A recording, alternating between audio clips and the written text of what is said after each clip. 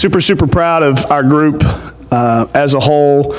Obviously, a great moment tonight for 3 seniors, and I couldn't get Heather over there. I couldn't get her back in the game to get her out, but for those kids to leave Heck Ed with a win in a fashion like that against a program that's been to 18 straight NCAA tournaments, really at a loss for words, which I very rarely am. Super proud of these whole team. I thought we got contributions all up and down the lineup.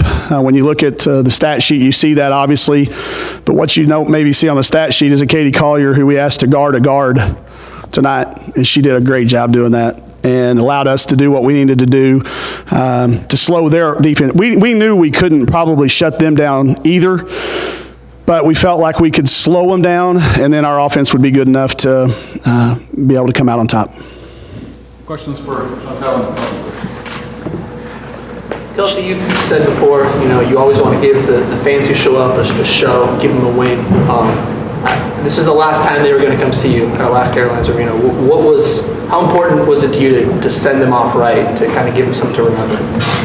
I think it was very important, and I think our team knew that coming in. We knew that we were going to have a crowd. We knew that the city has supported us this entire year, and especially lately. Games have been sold out to almost sold out, and so we knew that coming down this stretch, if we play together, we play our type of style of basketball, run in transition, shoot threes, play really hard, play as a team. It's fun to watch, and that's what the fans want, and that's what they got tonight. Did it feel any different checking out for the last time tonight than the Utah game? Yeah, this one was more special to me just because we won in the NCAA tournament. We kind of sent our fans off just with a lot of respect and appreciation for them, and so I think that it was cool. The 3 seniors and coach, we had a moment right there when we subbed out, and you just can't say enough about this city, this university, and just everything that it's done for our team and for me personally. Chantel, a lot of people were excited to watch you and the Oklahoma big girl go at it. A lot of people thought it would be a great matchup, and you dominated them on both ends of the floor. And you seemed really emotional early in the game. Were you trying to send a message to everyone that it was not going to be a matchup? Yeah, I would say so. I was telling some of my teams, I'm like, I'm going to run. I'm going to run the hell out of it. And I think I did that pretty well. I think I set the tone pretty well. My teammates set the tone and started off great, 7-0 run, and it was good. Kelsey, other people got hot early, and then Oklahoma missed one rotation on the zone, and you were wide open. Is it just one shot that takes you to get into a rhythm because you were on after that? I knew that from the get. I just had to get my teammates going, get in the paint, find people, and Oklahoma rotates a lot, almost over-rotates, and so Natalie was open on that backside multiple times, and just credit Ariane and Natalie and then Heather late in the game just coming down, knocking shots, but I never feel cold. I don't know if that's a bad thing, but I just go in, I just play my game, and when the ball comes to me and I feel like it, I'll shoot it. And how key was that? They went up, I think, 31-30. You guys didn't go on a 13-0 run. You took a couple big shots there. Did you feel the pressure there when they took the lead and got the momentum back? No pressure, just playing basketball. It's March Madness. It's going to be competitive. It's going to be tight, and that's why it's fun. And so we know those moments. We've had experience in big games in Pac-12 play and then last year's run, so I feel that big game experience really helped us. I think the previous 2 times we've played Oklahoma, we haven't been in those tight situations, and we haven't maybe handled it as well, but 3rd time's the charm. I wondered if both of you could comment on the fans. There have been a lot of little girls that have come to watch you over the last 4 years and want to be like you guys when they grow up, and just what it's been like to grow this fan base the last few years and see that that's probably going to continue even after you 2 are gone. Yeah, I honestly have no words about it. It's just so special. We've worked really hard individually and collectively to get to where we are, and to see that they're supporting us day in and day out. It's a Monday, and we had 7,500, 7,600. That's insane. So we appreciate them so much. They know we wouldn't get here without them. So it's all love and appreciation. And to add on to that, it's just really special to be able to be a role model in this community, and you feel attached to it. You feel local, and I think it's really cool that these young girls especially, but even little boys, can come out and they see someone that they can be like and emulate in the future. And so I remember growing up, I had idols, I had people that I looked up to. So now that I'm in a position where I can inspire a kid watching, it makes great joy. Who were yours? Kelsey, what players were you up? Not really people that you've ever heard of. I remember London Houchin. She just went to high school down the street. I went to every camp. I was bug-eyed watching her. And then, of course, big time Diana Taurasi. I had every UConn tape, every national championship game. And so growing up, that was just those two people that really stuck to me. Dangerous both of you guys when Natalie gets hot. How much fun is that to have her as your teammate out there? Amazing. I mean, I always say it all the time, like, if we can get her and Ari doing stuff that they did tonight, we're unbeatable. And what they did, and you add Katie and you add Heather to the mix, it's something special to watch out there. Did Heather call her bank three-pointer? I don't think so. But First one we got all year. Was it really? That's the first one we got. She tricked you, didn't she, Kelsey? And shrugged, like, whatever works. Yeah, because I looked at her and I was like, really? And then she made it. She was like, I guess. Kelsey, you broke Jackie Stiles' single-season record, all-time record tonight. Do you even care about that anymore, or is that you kind of recorded out? What I'm going to remember from this night was the win, the feeling with my teammates. That's it. I mean, and that's not a disrespect to the individual record. It's really not. It's just not something I pay attention to. Kelsey, where do you think this team is after 2 tournament games compared to a year ago? Compared to a year ago, last year's tournament team, two completely different teams, just from how much we've grown as people, a different dynamic on the teams, different roles for different players. I don't think, people talk about last year's wrong and it was great, but it's apples to oranges for me personally. I think this is a completely different team. The team we're about to face is a completely different team than we've ever played in terms of like last year's run. So as great as it was, I'm not thinking about last year. I'm thinking about the present now. Had either of you kind of thought about what this night would be like, your last game here, and could you have imagined anything better than kind of what transpired? Yeah, I thought about it a lot. I visualized it, thought about it, dreamed it, whatever you could call it. I thought about it, and there was no way that I was losing this last game on my home court. Did either of you see the dance-off? I was cracking up. I thought it was awesome. So I think we funny. lost, though. I really do think we lost. Yeah, they were very fortunate that Ari was in the game, because if she was there, it would have been over. Well, it was cool, too, because it started kind of just back and forth, low-key, and then when they really started going at it, the girl from Oklahoma did some crazy stuff, and I was just looking at our bench. I don't know if we can get them back. That was pretty good. Do you guys think that kind of speaks to women's basketball in general and how it's a fun environment? Like, obviously you're here to win, but just kind of having, I don't know, better perspective than sometimes in the men's game?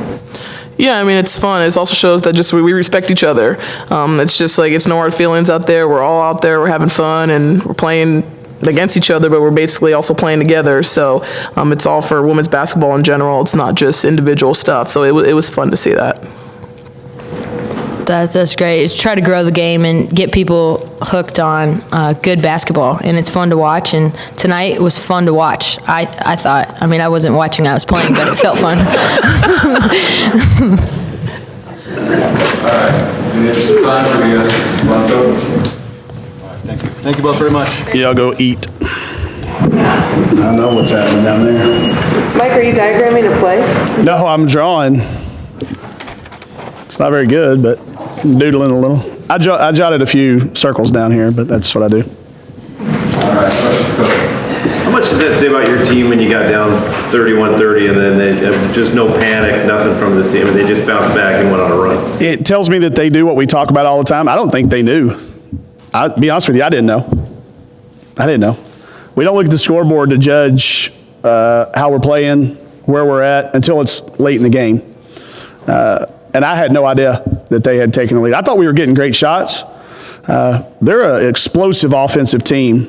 So you expect it to happen. And I think if you get caught up looking at the scoreboard too often and you become a results coach instead of a process people, we're process. And if I for 1 second step out of that and bring it, hey, we just went down, then we lose all credibility.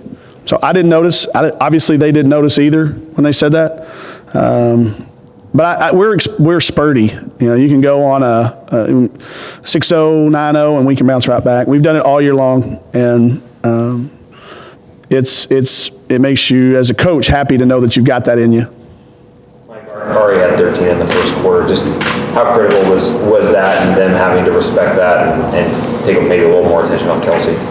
I think they had a great game plan. It's been the kind of the blueprint that some Oregon and Stanford have put out there, and I think Ari took it really personally the last couple weeks. She's been staying in the gym extra with Kelsey and Natalie. We took a little I say we because they took a little offense to people thinking we've been in a slump shooting it, and when we've been shooting near 50%.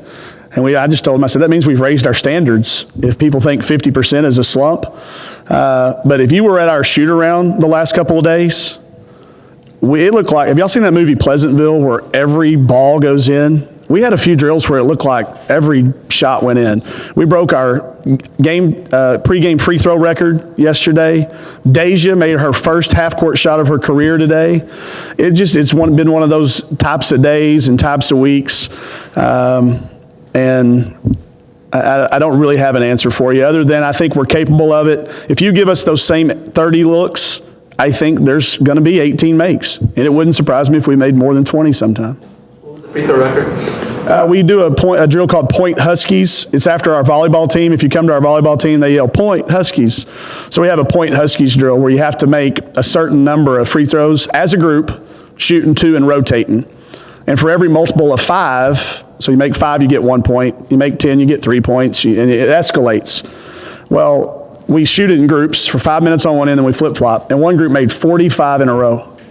Shooting 2 and rotating now. That's not Kelsey standing there and shooting 30. It was Natalie, Katie, Hannah, Chantel, Kelsey, and Nat. Is that 5 or 6? I may have said Nat twice. But anyway, there's 6 on one end, 6 on the other. That's incredibly hard to do. And the pressure grows and mounts, and they were just so excited when we finally did miss, but it was a record number for us. 38, and we got that on the road somewhere. I'll have to go back and look, but we got it written down somewhere. Mike, you and Sherry exchanged words at the end of the game and then had a long handshake. She said you were yelling at their fans. I was. Yeah, I was apologizing to her, saying, hey, listen, I hope you don't take offense to that. I was obviously not talking to them. Anybody that's been in our press conferences for the last 3 days, I've mentioned their staff by name, assistant coaches all the way down the line, how much respect I have for them. So it was nothing to do with them. But late in the game there, after I subbed, I put our backups in, and they kept pressing, and their fans were still trying to win. I get that. And I looked down, and a fan challenged me to come down there. And obviously couldn't go down there. And most of the time, I'm one of these guys that always remembers like 3 days later what I wish I'd have said. But for the first time in my life, it hit me what I needed to say. I said, hey, I can't come down there right now, but I am going to be in Oklahoma City. He didn't like that very much, understandably. And I addressed it, and I'm going to tell you what I said because I am competitive as all get out, and I will not have any issue with their staff, with their team. We have the utmost respect. And again, go back and read the press notes. I've mentioned them all by name multiple times. I didn't see them mention us at all. I saw them call us talented and a lot of things like that. But I'm not going to take that from a fan. If you're going to trap Jenna Mosier, who's done nothing but come out and practice with our kids and give of her time, I'm going to fight for her. And you can say that's the redneck coming out in me or whatever. I'm going to fight for my kids and all the way through. But I have no beef with Sherry. I apologize to her out there. That's why it was a long handshake. She gave me some words that quite frankly, I listened to, and I'll try to do differently next time. But somebody hollers at me, I'm probably going to holler back. I wonder if you could comment on the crowd and just how the fan base has grown over Kelsey. And, they came here and this program hadn't been good in a while, and now you guys are like the hit of the town. We got told, and we knew there's some past history for this place being full and being loud and being a home court advantage. And you have to give them a reason to come out. And there were some wounds from the last regimes. We had to heal those. It takes time.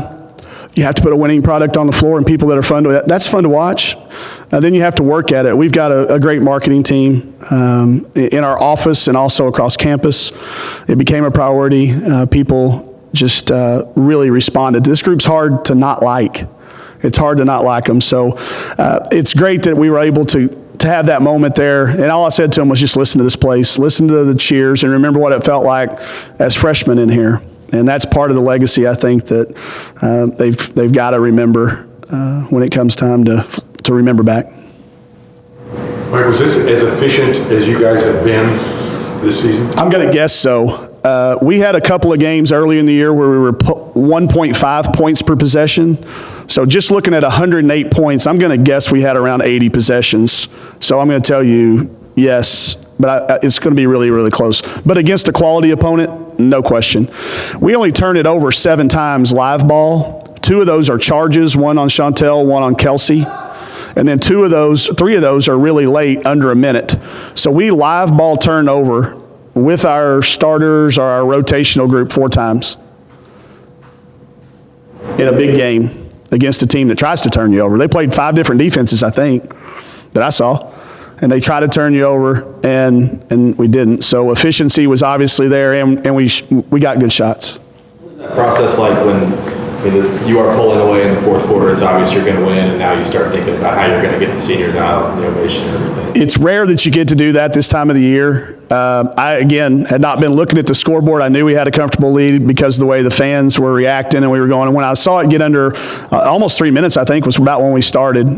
I thought at that point was time and score. There was not enough possessions left to, even if they did continue to press us and try to turn us over and play their starters, I didn't think there was enough time to come back. So it's fun to get those kids out to the ovations they so well deserve. I wanted to get Ari out, but there was a substitution. It kind of got lost in that. But that's one of those small rewards for all the hours that they put in when there's nobody in that gym.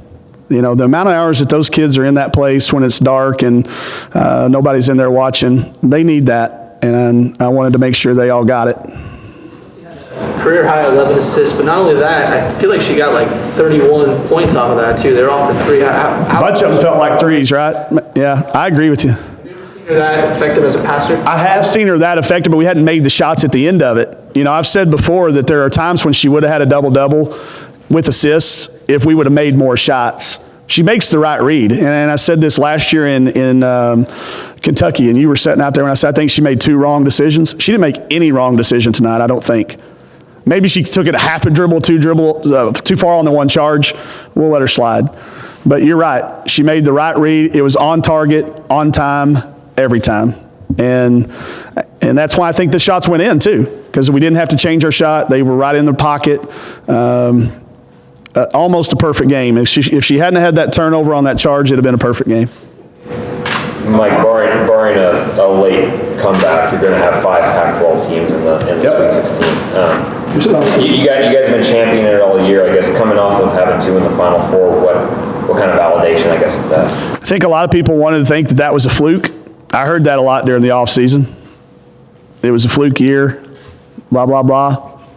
I think 5 in the Sweet 16 it just backs it back up. And we had a lot of good players graduate.